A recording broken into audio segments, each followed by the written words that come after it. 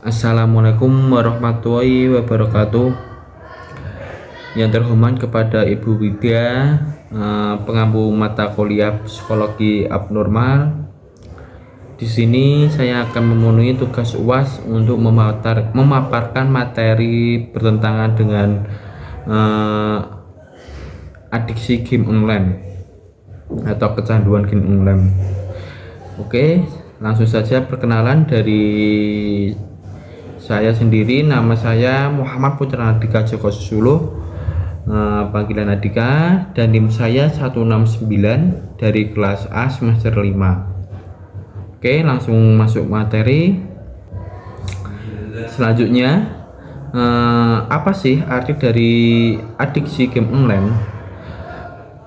Adiksi game online itu sendiri adalah game online merupakan salah satu dampak yang ditimbulkan akibat penggunaan game online secara berlebihan dan tidak terkontrol, yang menyebabkan kegiatan sehari-hari yang menjadi terganggu.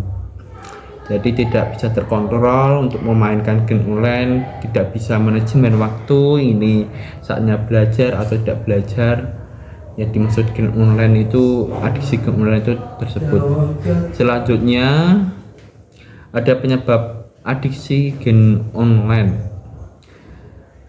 Penyebabnya itu ada dua, faktor internal dan faktor eksternal. Dan faktor internal yang terdiri dari tiga. Yang pertama ada rasa bosan yang dirasakan ketika berada di rumah atau di kampus.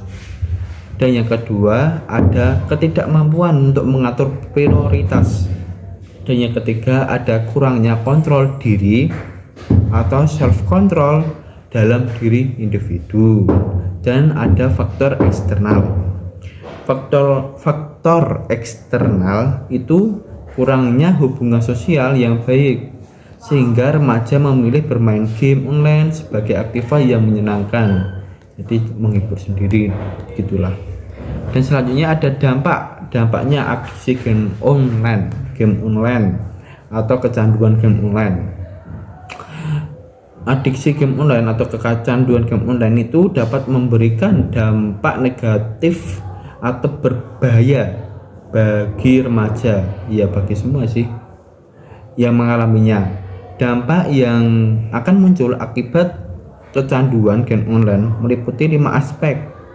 Antara lain ada aspek kesehatan, ada aspek psikologis, aspek akademik, aspek sosial, dan ada aspek keuangan.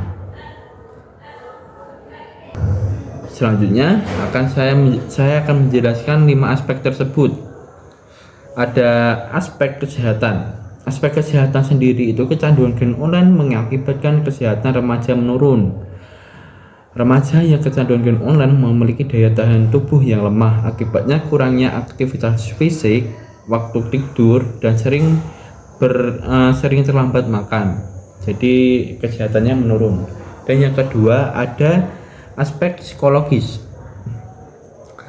Banyaknya adegan game online yang memperlihatkan tindakan kriminal dan kekerasan, seperti ada perkelahian, perusakan, dan pembunuhan secara tidak berlangsung, telah memengaruhi alam bawah sadar remaja bahwa kehidupan nyata ini adalah layaknya sama seperti di dalam game online tersebut. Jadi kayak menghayal gitu.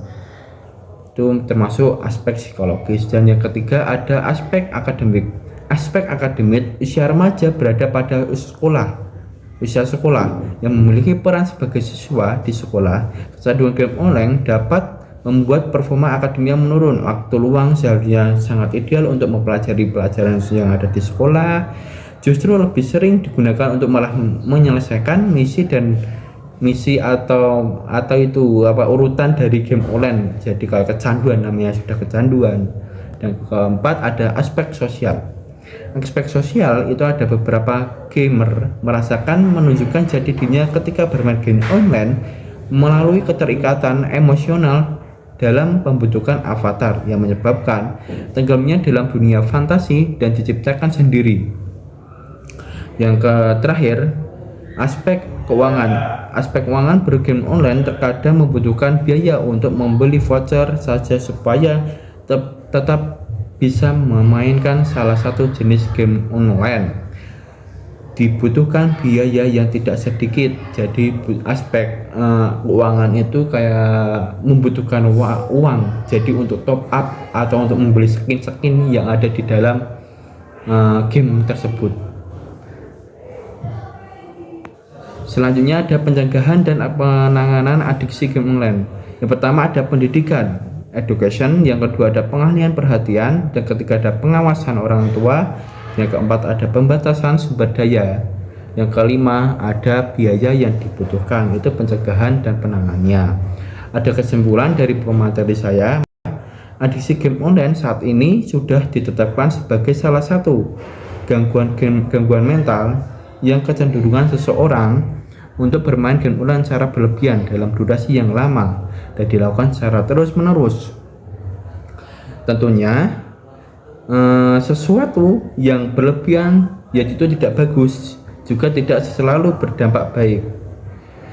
Banyak dampak negatif yang muncul dan berakibat fatal jika sampai seseorang terjerumus adiksi game online. Oleh karena itu, dibutuhkan strategi pencegahan yang baik yang tepat dengan mempertimbangkan faktor-faktor risiko yang ada di game online tersebut. Oke, ada sedikit sedikit motivasi untuk motivasi. Mari kita jaga kesehatan mental dan fisik Anda mulai dari sekarang.